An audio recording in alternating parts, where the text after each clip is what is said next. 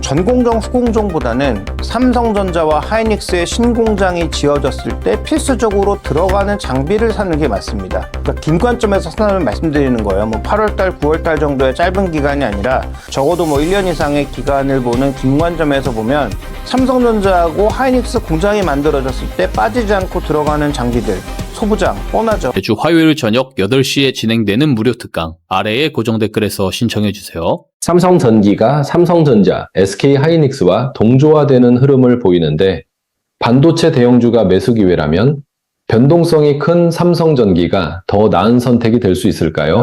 지금 삼성전기는 3대 사업부가 모두 호황이 터지고 있는 건 분명한 사실입니다. 그러니까 아마 이익이 크게 늘어나겠죠. 그런데 삼성전기는 여러 번 언급드렸던 것처럼 2, 3년치 이익을 당겨와야 현재 밸류에이션, 현재 주가를 좀 더 우리가 합리화시킬 수 있는 구간이기 때문에, 그런데 아까 이제 언급드렸던 것처럼 반도체 투자와 관련된 기대감이 흔들린다면 3년치 이익에 대한 기대감도 가장 크게 흔들릴 수 있는 게 삼성전기입니다. 그러니까 좋은 가격에 투자해서 이미 큰 수익률을 내고 계신 분들이 아니라면 삼성전기는 공격적으로 투자하긴 더욱 어려워요. 그래서 하이닉스하고 지금 삼성전자도 8월 달에 투자하기가 쉽지 않다라고 말씀을 드렸는데, 삼성전기는 당연히 두 종목 대비해서 탄력은 더 높겠지만, 여기서 탄력이 높다는 얘기는 올라갈 때만 탄력이 높은 게 아니죠. 내려갈 때 탄력도 당연히 앞서 두 종목보다 더 높을 수 있는 종목입니다. 따라서 매우 좋은 산업이고, 그 다음에 매우 좋은 지금 산업이 위치했음에도 불구하고 좋은 산업이라고 해서 주가가 항상 올라가는 건 아니죠.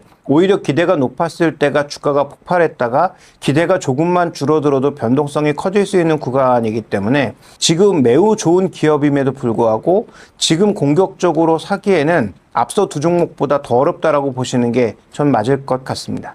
삼성전기는 MLCC, FC, BGA 호조와 가격 상승 기대가 이어지고 있는데 증권가의 300만 원 목표가를 감안하면 현실적인 목표 주가는 어느 정도로 보시나요? 일단 저는 전고점까지도 쉽지 않다라고 봅니다. 그래서 신규 접근을 하시는 분들은 굉장히 보수적으로 접근해야 된다. 그래서 이 종목도 앞서 말씀드렸지만 신규로 사야 될 만한 기회는 시장에 비이성적인 하락이 나왔을 때 정도, 그때나 신규 매수가 가능해 보이고, 기존 보유자들도 전고점을 너무 집착하시기보단, 그 다음에 증권사 목표가는 최근에 말씀드렸던 것처럼 이 AI 키펙스와 관련돼서는 단 한 번도 맞지 않죠. 올라갈 때도 안 맞고 내려갈 때도 안 맞습니다. 그래서 증권사의 300만 원 목표치는 저는 아예 의미가 없다라고 보고 있고요.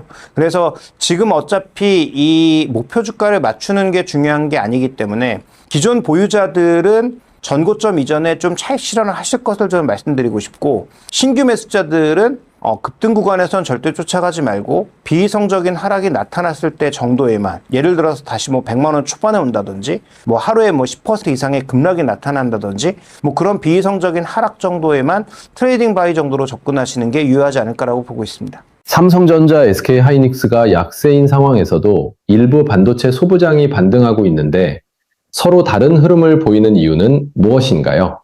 일단 지금 정부가 추진하고 있는 3대 메가 프로젝트가 빠른 속도로 진행이 된다면, 그러면 가장 먼저는 인프라를 깔 거고, 그 다음에 인프라를 깐 뒤에는 전력망까지 깔 거고, 전력망을 깐 뒤에 당연히 이제 장비들이 들어오겠죠. 그런 관점에서 일단 소부장 종목군들이 움직이고는 있는데, 반도체 소부장도 밸류가 그렇게 매력적인 위치는 아니에요. 그래서 소부장을 사실 거라면 저는 반도체 빅2가 낫지 않나라고 말씀드리고 싶은데, 반도체 빅2마저도 지금 당장은 그렇게 매력적이지 않은데 소부장을 굳이 강하게 살 이유가 있을까? 소부장을 지금 강하게 만약에 산다면 이유는 딱 한 가지입니다. 코스닥 시장이 상대적으로 강세를 보일 가능성이 만약에 높다면 이라는 전제가 깔려야 되는데, 근데 그렇다고 하더라도 코스닥에 지금 그나마 반도체 소부장 대형주들은 견조하게 버티거나 덜 빠진 상황이란 말이에요. 그러면 코스닥을 산다고 할 때도, 코스닥 예를 들어서 프리미어 지수가 만들어져서 코스닥 대형주들에 대한 베팅이 이루어진다고 하더라도 코스닥 소부장이 정말 그렇게 매력적인가? 라고 따져보면 그렇지 않다라는 거죠. 그래서 차라리 코스닥 소부장을 살 거면 장기적인 관점에서 ETF 형태를 통해서 산다든지 그런 형태의 투자 전략은 나쁘지 않을지 모르나, 코스닥 빅2나 삼성전기도 매력적이지 않은데 코스닥 소부장을 산다? 저는 적절한 전략 같지 않습니다. 소부장에 투자한다면 주성엔지니어링, 원익 IPS, 테스, PSK 등 전공정과 한미반도체 같은 후공정 중 어디에 더 집중해야 할까요?